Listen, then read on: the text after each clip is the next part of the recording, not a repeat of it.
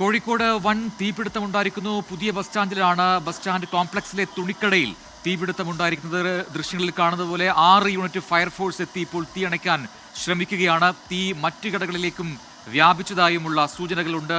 ഏറ്റവും പുതിയ വിവരങ്ങളുമായി ദീപക് ധർമ്മടവും സമീർ സി മുഹമ്മദും ചേരുകയാണ്. ആദ്യം ദീപക്കിലേക്ക്. ദീപക്, ഈ പുതിയ ബസ് സ്റ്റാൻഡ് കോംപ്ലക്സിലാണ് ഈ തീപിടുത്തമുണ്ടായത്. ഇപ്പോഴത്തെ സാഹചര്യം എന്താണ്?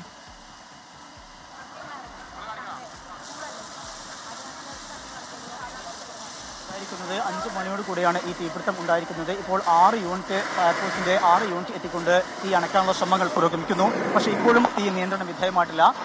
കാലിക്കറ്റ് ടെക്സ്റ്റൈൽസ് എന്നുള്ള ഒരു തുണിക്കടയുടെ അതിന്റെ മുകൾ ഭാഗത്താണ് ആദ്യം തീപിടുത്തമുണ്ടായത്. അവരുടെ ഗോഡൌൺ ആണ്.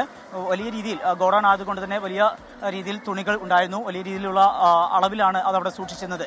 അവിടെ നിന്നും തീപിടുത്തം ഉണ്ടാവുകയും തൊട്ട് താഴെ അവരുടെ സെയിൽസ് വിഭാഗമാണ്, അവിടേക്ക് തീ പടരുകയും ചെയ്തു. പിന്നീട് സമീപത്തുള്ള മറ്റ് കടകളിലേക്കൊക്കെ തന്നെ അത് വ്യാപിക്കുകയാണ് ചെയ്തിരിക്കുന്നത്. ഇപ്പോൾ താഴെ ഭാഗത്തുള്ള ഇടങ്ങളിലേക്ക് ഉൾപ്പെടെ തീ വ്യാപിച്ചിട്ടുണ്ട്. മാത്രമല്ല അതിന്റെ സമീപത്ത് നിർത്തിയിട്ടിരുന്ന വാഹനങ്ങളിലേക്ക് കൂടി തീ വ്യാപിക്കുകയും സ്കൂട്ടറുകൾ ഉൾപ്പെടെ കത്തി നശിച്ചിട്ടുമുണ്ട്.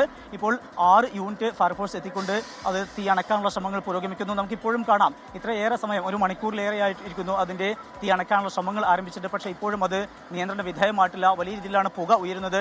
സമീപത്തു നിന്നുള്ള ആളുകളൊക്കെ തന്നെ കടകളിൽ നിന്നുള്ള ആളുകളെ മാറ്റി, അതുപോലെ ഈ നമ്മളിപ്പോൾ നിൽക്കുന്ന ഭാഗത്തൊക്കെ വാഹനങ്ങളുടെ, അതായത് ബസ് സ്റ്റാൻഡാണ്, ഈ സൈഡിൽ നിന്നൊക്കെയുള്ള ബസ്സുകളുടെ സർവീസൊക്കെ തന്നെ നിർത്തിവെച്ചിരിക്കുകയാണ്. ഇതൊക്കെ മറ്റു ഭാഗങ്ങളിലേക്ക് മാറ്റിയിട്ടുണ്ട്.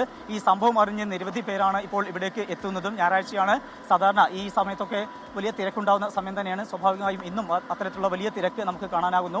ഈ ബസ് സ്റ്റാൻഡിലേക്ക് ഇത്തരമൊരു സംഭവം അറിഞ്ഞ ശേഷം ഉൾപ്പെടെ പലരും പല ഭാഗങ്ങളിൽ നിന്നായിക്കൊണ്ട് വരികയും അങ്ങനെ ബസ് സ്റ്റാൻഡ് മുഴുവൻ ഇപ്പോൾ ജനങ്ങൾ നിറയുന്ന ഒരു സാഹചര്യം കൂടിയുണ്ട്. പോലീസും അതുപോലെ തന്നെ ഫയർഫോഴ്സും ഈ തീ അണയ്ക്കാനുള്ള ശ്രമങ്ങൾ തുടരുകയാണ്. സമീപത്തുള്ള പോലീസ് സ്റ്റേഷനുകളിൽ നിന്ന് ഉൾപ്പെടെ നടക്കാവ്, അതുപോലെ തന്നെ മെഡിക്കൽ കോളേജ് പോലീസ് ഉൾപ്പെടെ അവരും എത്തിയിട്ടുണ്ട്. മീൻചന്ത, വെള്ളിമാട് കുന്ന് തുടങ്ങിയിട്ടുള്ള ഫയർഫോഴ്സിന്റെ യൂണിറ്റുകളും ഇവിടേക്ക് എത്തിയിരിക്കുന്നു. വലിയ ഒരു തീപിടുത്തം തന്നെയാണ് ഉണ്ടായിട്ടുള്ളത്. വലിയ നാശനഷ്ടവും ഉണ്ടായിട്ടുണ്ട്. ഈ തുണിക്കടയിൽ തുടങ്ങിയ തീപിടുത്തം സമീപത്തുള്ള മറ്റ് കടകളിലേക്ക് വ്യാപിക്കുകയായിരുന്നു. ഏതായാലും ഇപ്പോഴും പൂർണ്ണമായും നിയന്ത്രിക്കാൻ കഴിഞ്ഞിട്ടില്ല.